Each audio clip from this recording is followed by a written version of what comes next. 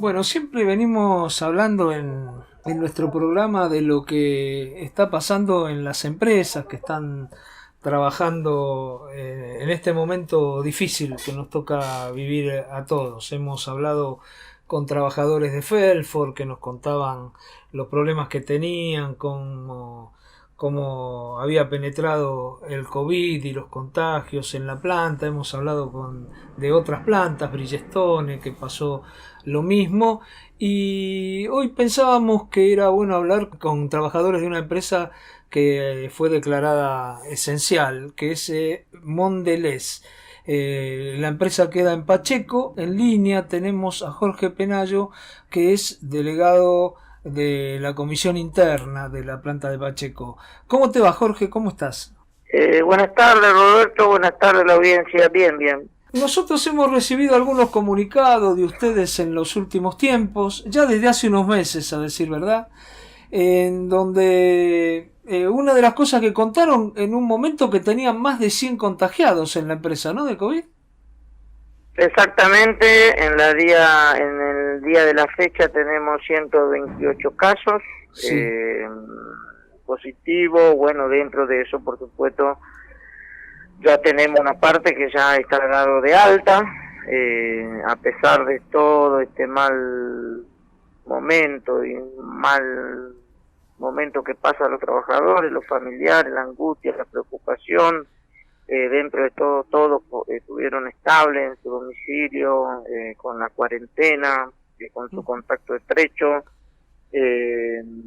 Nosotros, bueno, desde el primer día que quedamos, como usted muy bien dice, como esencial en el decreto del gobierno, venimos en una pelea constante con la norteamericana, es esta empresa Mondelez.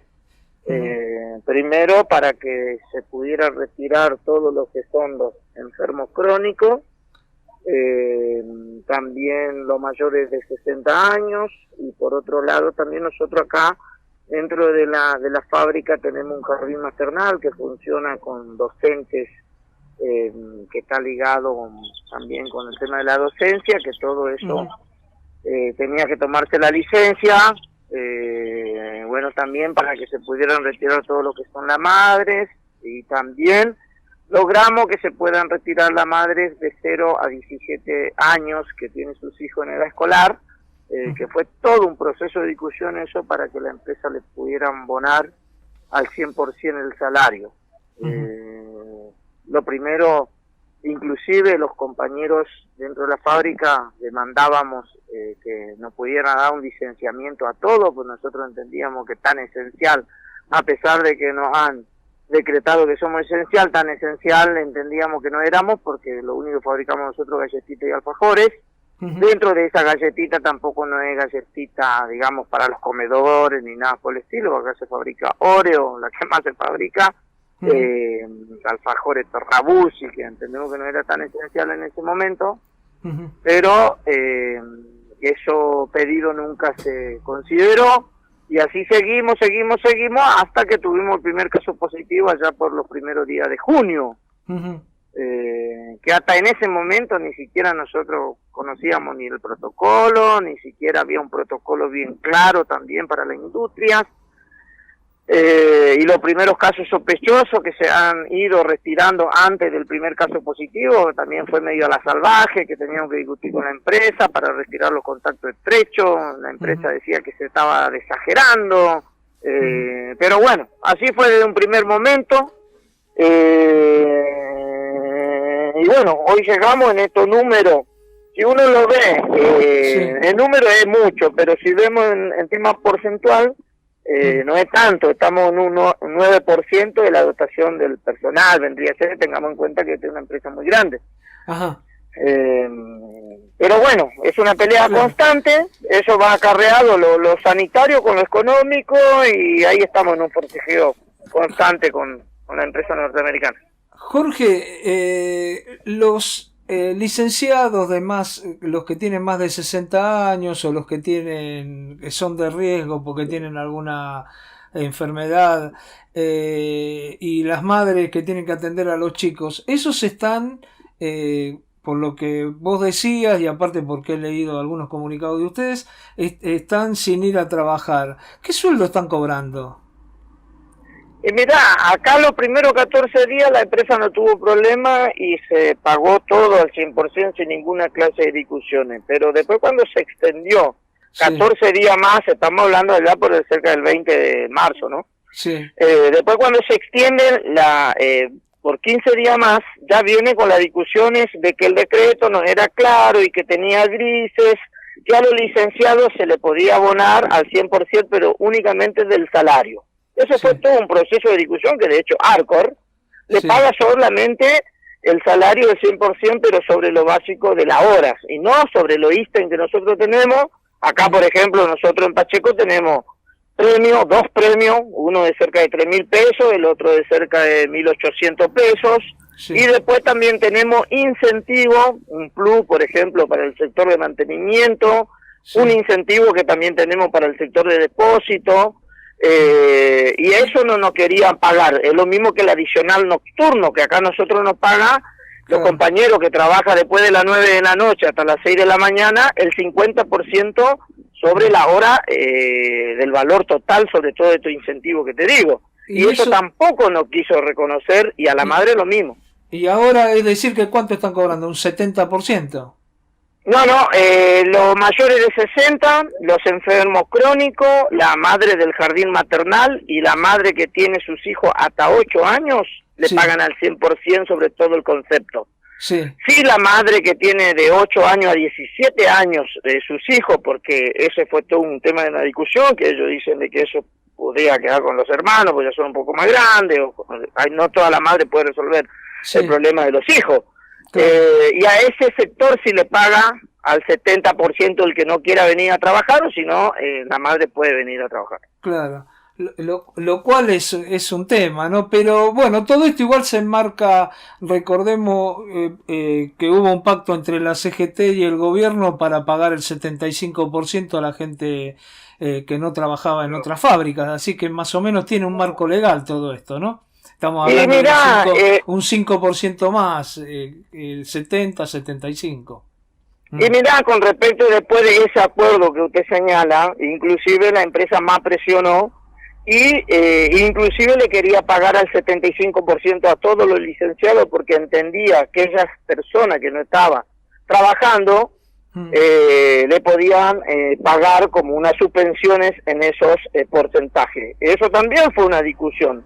Nosotros hay una polémica ahí con los representantes de algunos gremios que son más conciliadores que otros, el tema de que con las discusiones estas permanentemente, que tiene como una teoría de que para mantener la fuente de trabajo o para que hay que firmar subvenciones al 75%, bajándole el salario a los empleados, o inclusive suspensiones directamente, para nosotros es un tema de que entendemos que no es correcto. ¿Por qué? Porque lo que nosotros decimos desde un primer momento, que acá tenemos que diferenciar, porque acá están las grandes empresas como Techin, Mondelez, Arcor, Unilever, Nestlé, PepsiCo, seguramente que me olvido de algunos otros, los monopolios más grande, que es momento que tiene que poner, y ahí viene acarreado con las discusiones de que tiene que salir el impuesto para las grandes fortunas.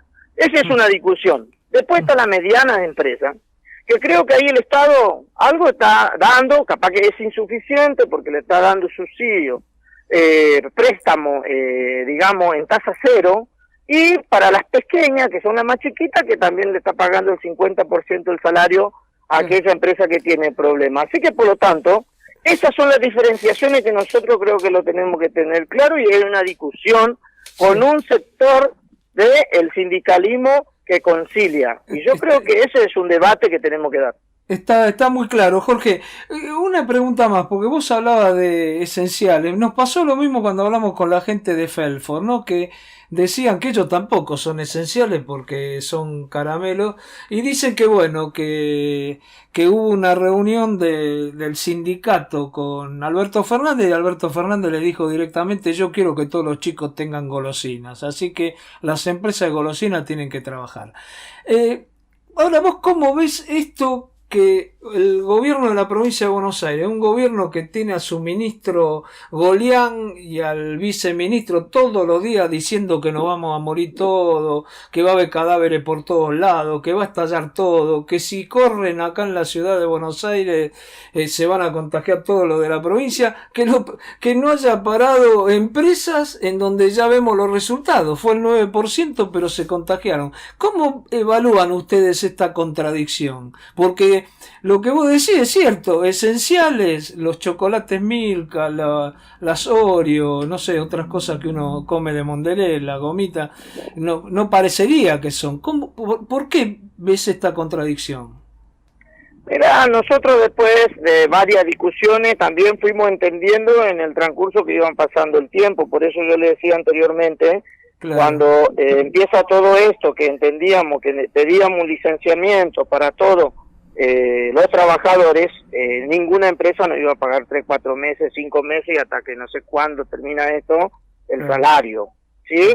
Entonces yo creo que hoy mirándolo ya con el diario de lunes, creo que también en su intervención el gobierno nacional cuando dijo de que ese decreto que él sacaba por allá por el 19 de marzo, que lo iba a defender a rajatabla. Por eso después, cuando la Federación de la Industria de la Alimentación plantea esto que usted remarca, que dentro de la alimentación hay un sector que no es tan esencial. Después hay un sector que sí fabrica arroz, hierba, aceite, pero hay otro que somos medios, que somos los que fabricamos galletitas, y hay otro que inclusive directamente fabrica únicamente golosinas.